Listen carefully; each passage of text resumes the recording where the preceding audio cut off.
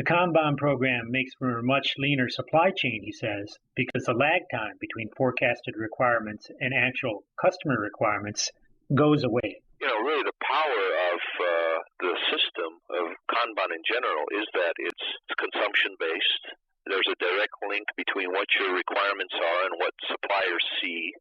With Ultriva's Kanban system, suppliers are active users in making the system work. When orders are taken on OK International's end, that demand triggers a Kanban email message to the supplier. The supplier logs onto the secure web-based Kanban system, accepts the order, and when they are ready to make their shipment, they print out a Kanban card, affix it to their packing slip, and do a shipment transaction in the web-based Kanban system. When the shipment and card arrives at OK International, the card is scanned and the material receipt data automatically flows into OK International's ERP system. Demirjian says integrating Kanban material moves with the ERP system via some barcode integration added more complexity to the implementation, but was worth it because it eliminated the need to rekey data into ERP. The bottom line with eKanban, says Demirjian, is that it helps eliminate waste, and not just waste in the form of inventory, but also waste in the sense of being able to use personnel more wisely. Our planners essentially would spend half their time either doing some type of low-value clerical activity, typing in POs and issuing them, faxing them, following up with the vendors, or expediting. Really not really, there isn't a lot of value in that. So we wanted to get to a point where we could link the communication and the triggers directly to customer orders and consumption of inventory for those customer orders and get planners focused on some higher level activities like real planning, like analyzing demand patterns, like managing sizing and things like that.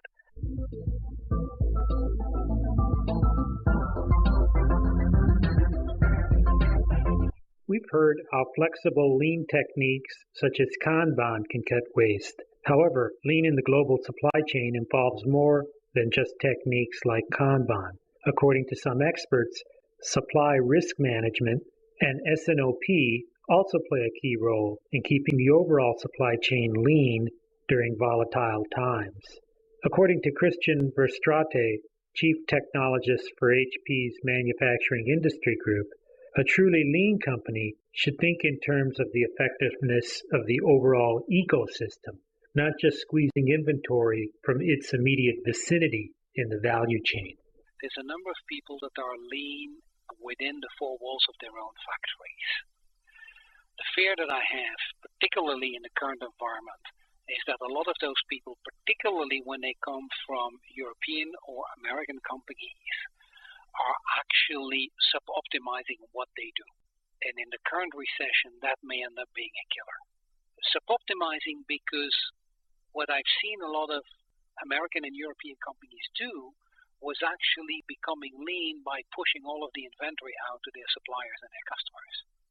And what you really need to do in the current environment is getting rid of the inventory as much as possible.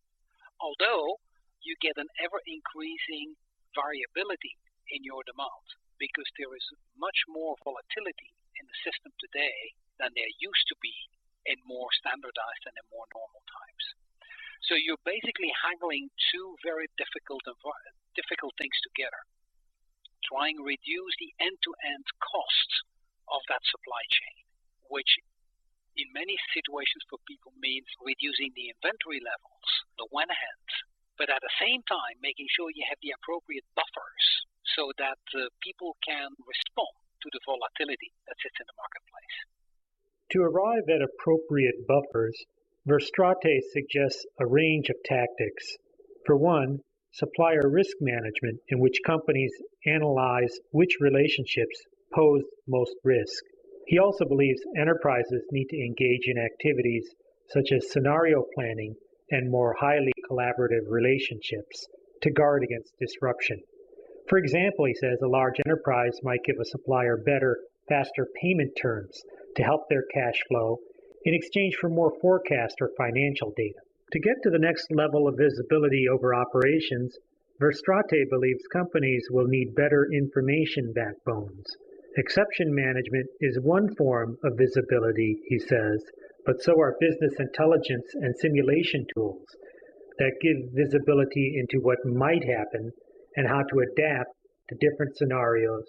On the more analytical side, you want to know what is happening and how things are happening and what your inventory levels are across and around the different areas of the supply chain.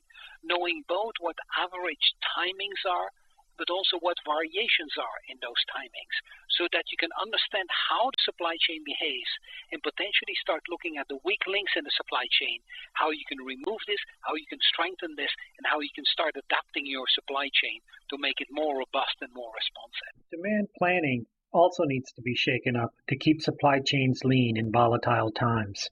Collaboration is central. For instance, Verstrate says HP is working more closely with its channel partners to get their latest forecasts and communicating those insights to suppliers so that the whole chain has the most dynamic consumption picture.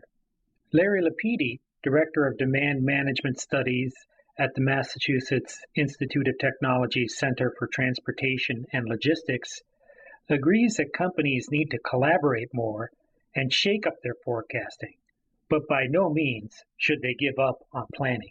What's happening in many companies as we go through these volatile times, they think they have to stop planning because they just need to react to situations as they occur. And what I would say is, no, there's probably more of a need for planning than there was before, because there are a lot of volatility, in which case you've got a plan for things like where to put buffers in place, a little bit of excess capacity. During recessionary times, there is more volatility, so traditional time series forecasting based on history is out, and approaches such as life cycle forecasting, cause and effect forecasting, and opinion and judgment forecasts are in. Life cycle forecasting is used to predict demand for new products, says Lapidi, while cause and effect forecasts use regression techniques and are used to project demand for promotions. Both these techniques are important during a down market because companies typically introduce more new products and promotions to stimulate demand. Lapidi also is a believer in a more rigorous sales and operations planning, or S&OP process, because S&OP brings together the demand and supply picture along with financial and marketing plans to adjust operations to current conditions. Lapidi also thinks an overemphasis on cutting inventories to the bone can lead to waste of another kind with activities such as executing a promotion, the wasting of potential sales upside. Many companies have no place to go to shrink their inventories very much because they've shrunk them. You have to be very careful that you don't get rid of buffers where they're needed, because we're getting more uncertainty in both the demand side and supply side. As Kambashi's Fraser sees it, this recession is forcing companies to test the flexibility of their lean programs and take S&OP to the next level. The previous recession following the tech bust of 2000, says Fraser, is what caused many companies to embrace S&OP in the first place. So if there's any small consolation to be found as part of this recession, it could be that it is strengthening companies for the future. The ultimate stress test, I think that huge drop like this is what caused some tremendous problems back in 2000, 2001. And I think, the same kind of issues in terms of the demand stream are happening now. And I do think that there are signs that people have handled it better, even though it's still a struggle. It will be interesting to watch. Not everyone will come out of this in good shape. Obviously, there are companies that are on the brink of disaster right now. I think that the people who survive will have learned a lot of important lessons, but it does seem like that is the core capability that people have had to be building into their supply chain over the past several years, is the ability to handle a lot of volatility and a lot of uncertainty. On behalf of Manufacturing Business Technology, this is Roberto Michel. Thank you for listening to this program.